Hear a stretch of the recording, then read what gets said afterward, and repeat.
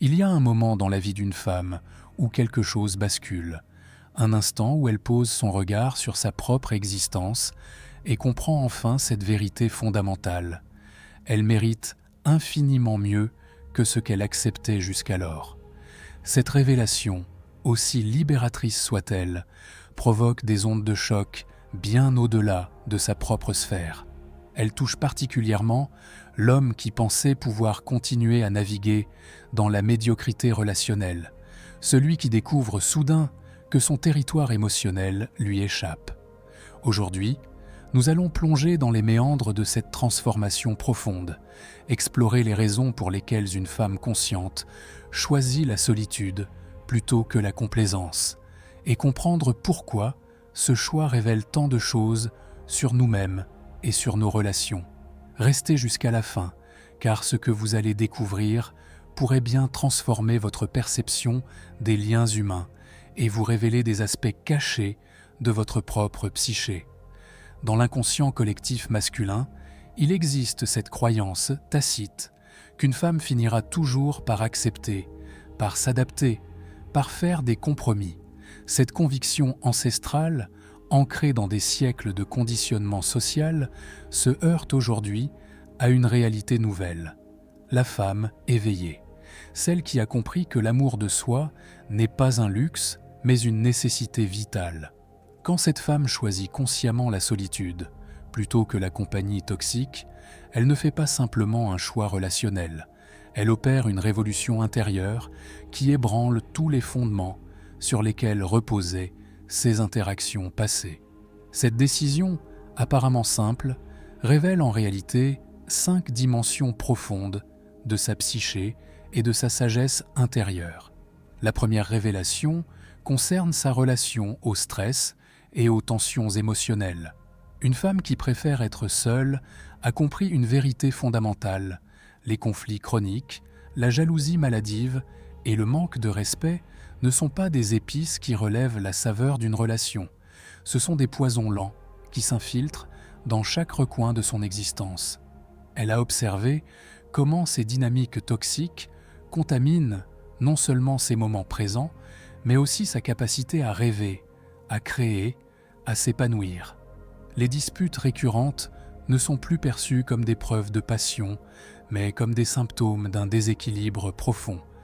La jalousie n'est plus romantisée comme une preuve d'amour, mais reconnue pour ce qu'elle est, l'expression d'une insécurité qui cherche à contrôler plutôt qu'à aimer. Le manque de respect, sous toutes ses formes subtiles ou explicites, n'est plus minimisé ou excusé. Il est identifié comme un cancer relationnel qui ronge l'estime de soi et déforme la perception de ce qu'elle mérite vraiment. En choisissant la solitude, elle ne fuit pas l'amour. Elle refuse simplement de confondre l'amour avec le chaos émotionnel. Si ces mots résonnent en vous, je vous invite à vous abonner. Ici, chaque vidéo est un espace de vérité et de force pour les femmes qui refusent de se perdre. Rejoignez-nous et avançons ensemble sur ce chemin. La deuxième dimension révélée par ce choix concerne sa relation au temps, cette ressource précieuse et non renouvelable. Une femme consciente a intégré cette réalité implacable. Chaque année passée dans une relation mal alignée est une année volée à ses rêves, à ses projets, à son évolution personnelle. Elle a observé comment les relations dysfonctionnelles fonctionnent comme des sables mouvants émotionnels, où plus elle tentait d'avancer, plus elle s'enlisait. Les projets professionnels reportés indéfiniment pour gérer les crises relationnelles, les passions créatives étouffées par l'épuisement émotionnel constant, les amitiés délaissées pour tenter de sauver une relation qui ne demandait qu'à couler. Elle comprend maintenant que le temps investi dans une relation inadéquate ne se contente pas de stagner. Il régresse, il détruit, il désintègre les fondations même de qui elle est et de qui elle aspire à devenir. Cette prise de conscience n'est pas cruelle, elle est libératrice. Elle lui permet de rediriger son énergie vitale vers ce qui nourrit réellement son âme, vers ce qui fait grandir sa lumière intérieure plutôt que de l'éteindre progressivement. Le choix de la solitude devient alors un investissement dans son futur, une façon de préserver ses ressources pour ce qui compte vraiment. La troisième révélation touche au cœur même de son bien-être psychologique. Une femme qui choisit la solitude a compris les liens directs entre les relations déséquilibrées et l'érosion de sa santé mentale. Elle a vu comment l'anxiété chronique s'installait comme une locataire permanente dans son esprit. Comment l'insécurité grandissait chaque jour, nourrie par des dynamiques relationnelles malsaines. Comment le sentiment d'échec s'amplifiait, non pas à cause de ses propres limitations, mais à cause d'un environnement relationnel qui la diminuait constamment. Ces relations toxiques fonctionnent comme des miroirs déformants qui renvoient une image distordue de sa valeur, de ses capacités, de son potentiel. Elles créent un brouillard mental qui obscurcit sa vision claire d'elle-même et de ses possibilités. L'anxiété devient son compagnon quotidien, l'insécurité son langage intérieur dominant, l'échec sa prophétie auto-réalisatrice. En choisissant la solitude, elle ne cherche pas l'isolement, elle cherche la clarté, le silence nécessaire pour entendre à nouveau sa propre voix, pour reconnecter avec sa vérité intérieure. Cette solitude choisie devient un sanctuaire où elle peut guérir, se reconstituer, redécouvrir qui elle est vraiment, sous les couches d'identité imposées par des relations dysfonctionnelles.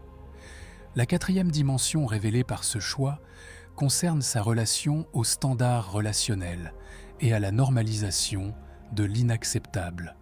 Une femme consciente a identifié ce mécanisme pernicieux par lequel l'esprit humain s'adapte graduellement aux situations toxiques. Elle comprend comment l'irrespect, administré à petites doses répétées, finit par être perçu comme normal, acceptable, voire inévitable. Cette adaptation progressive fonctionne comme une anesthésie émotionnelle qui endort sa capacité à reconnaître ce qu'elle mérite vraiment. Les compromis initialement temporaires deviennent des concessions permanentes.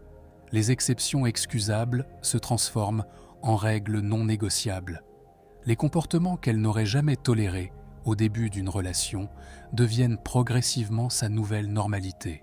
Cette normalisation de l'irrespect ne se contente pas d'affecter la relation présente. Elle recalibrait ses attentes pour toutes les relations futures, créant un cercle vicieux où elle attire et accepte de moins en moins de qualités relationnelles. En choisissant la solitude, elle brise ce cycle destructeur. Elle se donne l'espace nécessaire pour nettoyer son système de référence interne, pour redéfinir ses standards, pour se reconnecter avec ses valeurs authentiques. Cette pause relationnelle devient un processus de décontamination émotionnelle où elle peut identifier et éliminer les croyances limitantes qui l'amenaient à accepter l'inacceptable.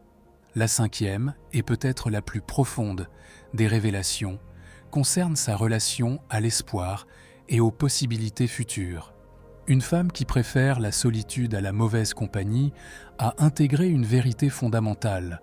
Tant qu'elle reste prisonnière d'une relation inadéquate, elle bloque l'accès à quelque chose de potentiellement magnifique.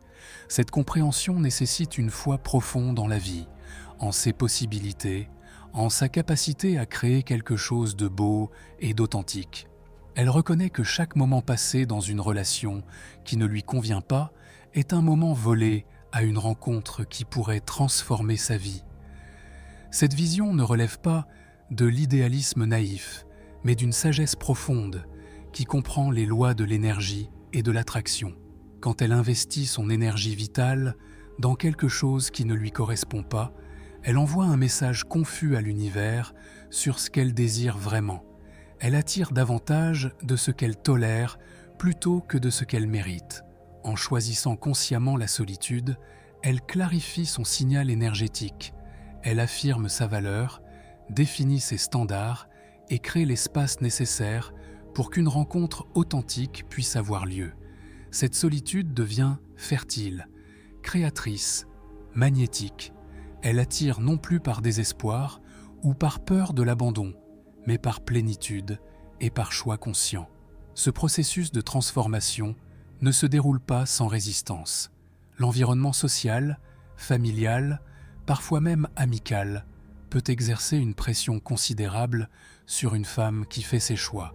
Les questionnements sur ses standards prétendument trop élevés, les inquiétudes sur son âge, son horloge biologique, ses chances décroissantes de trouver quelqu'un, les suggestions subtiles qu'elle devrait être plus flexible, plus compréhensive, plus accommodante. Toutes ces voies extérieures tentent de la ramener vers la voie de la complaisance, vers l'acceptation de ce qui est disponible, plutôt que vers l'attente de ce qui est possible. Une femme consciente apprend à naviguer ces pressions avec grâce et fermeté. Elle développe une immunité émotionnelle contre les projections anxieuses d'autrui. Elle comprend que ces réactions révèlent souvent les propres peurs et limitations de ceux qui les expriment. Son choix de la solitude consciente devient alors un miroir qui renvoie aux autres leurs propres compromis, leurs propres renoncements, leurs propres acceptations de situations relationnelles insatisfaisantes. L'impact psychologique de ce choix sur l'entourage masculin mérite une attention particulière. Quand une femme choisit consciemment la solitude plutôt que la médiocrité relationnelle, elle provoque souvent une crise existentielle chez l'homme qui pensait pouvoir continuer à naviguer dans l'à peu près émotionnel. Cette décision révèle soudainement l'illusion de contrôle qu'il entretenait. Elle expose la superficialité de son investissement relationnel. Elle met en lumière ses propres mécanismes de projection et de manipulation émotionnelle. L'homme se retrouve face à un miroir impitoyable qui lui renvoie sa propre incapacité à créer quelque chose de beau, d'authentique, de nourrissant. Cette confrontation avec sa propre médiocrité relationnelle peut provoquer différentes réactions. Certains entreront dans la colère, tentant de discréditer le choix de la femme, de la diminuer, de la culpabiliser. D'autres sombrent dans l'obsession, incapables d'accepter qu'elle puisse préférer le vide à leur présence. Les plus matures utiliseront cette expérience comme un catalyseur de croissance personnelle, une opportunité de remettre en question leur propre pattern relationnel. Cette dynamique révèle également des aspects profonds de la psychologie masculine contemporaine. L'homme moderne, souvent déconnecté de sa propre profondeur émotionnelle, a tendance à externaliser sa valeur personnelle sur sa capacité à séduire et à retenir une femme. Quand une femme consciente refuse cette dynamique, elle le force à se confronter à sa propre vacuité intérieure.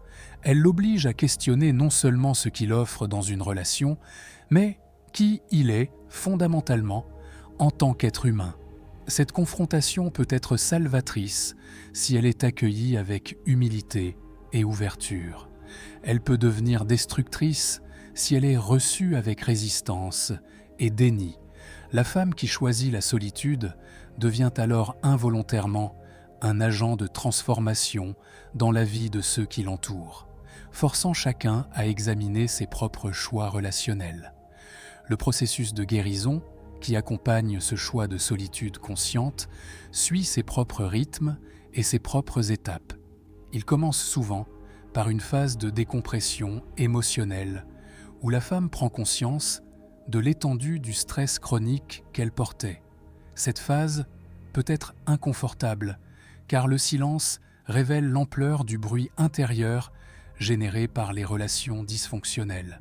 Suit généralement une période de redécouverte de soi, où elle explore qui elle est vraiment, quand elle n'est plus définie par sa capacité à s'adapter aux besoins ou aux dysfonctionnements d'autrui. Cette phase est souvent accompagnée d'une créativité accrue, d'un retour aux passions oubliées, d'une reconnexion avec des aspects de sa personnalité qui avaient été réprimés ou négligés. La troisième phase implique une redéfinition de ses standards relationnels, non plus basés sur la peur de l'abandon ou sur la nécessité sociale, mais sur ses valeurs authentiques et ses besoins réels. Cette phase nécessite souvent un travail profond sur ses propres blessures d'attachement, ses patterns inconscients, ses croyances limitantes sur l'amour et les relations. L'évolution de sa relation à la féminité constitue un autre aspect crucial de cette transformation. Une femme qui choisit la solitude consciente redécouvre souvent une féminité authentique, non plus performée pour séduire ou rassurer l'autre, mais exprimée pour son propre épanouissement. Cette féminité retrouvée n'est plus défensiva ni réactive. Elle devient créatrice, magnétique, puissante dans sa simplicité et son authenticité. Elle n'a plus besoin de se justifier, de se diminuer ou de se contorsionner pour rentrer dans les attentes d'autrui. Cette transformation de sa féminité a des répercussions profondes sur toutes ses relations, pas seulement romantiques. Ses amitiés se purifient, ses relations familiales se rééquilibrent, ses interactions professionnelles gagnent en clarté et en respect. Elle devient un aimant pour des relations de qualité supérieure dans tous les domaines de sa vie. La solitude choisie révèle également sa relation à l'abondance et à la rareté. Une femme qui acceptait la médiocrité relationnelle fonctionnait souvent depuis un paradigme de manque, convaincue que les opportunités d'amour authentique étaient rares et qu'il fallait s'accrocher à ce qui était disponible. Le choix de la solitude marque souvent un passage vers un paradigme d'abondance, une confiance profonde dans la capacité de la vie à lui offrir ce qu'elle mérite vraiment. Cette transition n'est pas simplement intellectuelle, elle nécessite une transformation profonde de ses croyances sur l'amour, sur sa propre valeur, sur les possibilités qui s'offrent à elle. Cette nouvelle relation à l'abondance se manifeste dans tous les aspects de sa vie. Elle devient plus sélective dans ses choix professionnels, plus exigeante dans ses amitiés, plus authentique dans ses expressions créatives. Elle développe une capacité à dire non qui libère l'espace pour des oui plus alignés et plus nourrissants. L'impact de ce choix sur sa lignée féminine mérite également d'être exploré. Une femme qui brise les cycles de complaisance relationnelle influence profondément les femmes de sa famille, ses filles, ses sœurs, ses amis. Elle devient un modèle vivant de ce qu'il est possible de choisir, un exemple concret qu'une autre voie existe. Cette influence se transmet parfois de manière subtile, par l'exemple plus que par les mots. Les femmes autour d'elles commencent à questionner leurs propres compromis, à examiner leurs propres patterns relationnels, à envisager d'autres possibilités pour elles-mêmes. Certaines peuvent initialement résister à cette influence, car elle met en lumière leur propre renoncement. Mais avec le temps, beaucoup découvrent, dans son exemple, la permission qu'elles attendaient pour opérer leur propre transformation. Cette transmission intergénérationnelle de nouveaux paradigmes relationnels constitue l'un des impacts les plus profonds et les plus durables de ce choix individuel. Nous voici arrivés au terme de cette exploration profonde des révélations qu'apporte une femme qui choisit consciemment la solitude plutôt que la complaisance relationnelle. Ces 5 dimensions, la gestion du stress émotionnel, la protection de son temps précieux, la préservation de sa santé mentale, le refus de normaliser l'irrespect et l'ouverture aux possibilités futures constituent les piliers d'une transformation qui dépasse largement le cadre relationnel. Elles révèlent une femme qui a choisi de devenir l'architecte consciente de sa propre existence, plutôt que la spectatrice passive de sa propre vie. Si cette exploration a résonné en vous, si elle a éveillé quelque chose dans votre propre parcours, je vous encourage à poursuivre cette réflexion en visionnant la prochaine vidéo où nous explorerons les signes qui indiquent qu'il est temps de choisir cette voie de la solitude consciente.